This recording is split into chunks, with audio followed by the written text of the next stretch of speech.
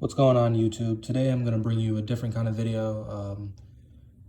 I didn't really plan on making this, but every time I do it, my friends are always like, yo, how do you do that? How do you tie your shoes with one hand? So I figured I would make a video, quick little tutorial.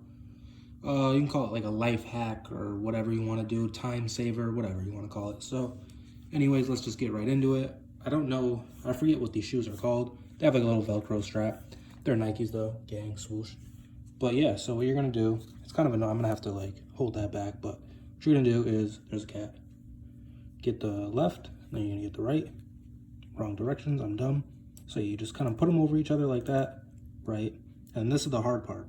Trying to like, yo, my cat, yeah, see my cats are just being annoying. Trying to like pull this to like tighten it. So what you do is you take off the shoe, if I can get it out of the way.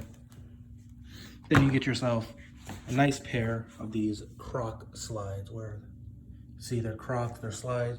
Easily slide them on and you can continue with your day. Thank you for watching. If you enjoyed, be sure to hit the subscribe button and I'll see you in the next video.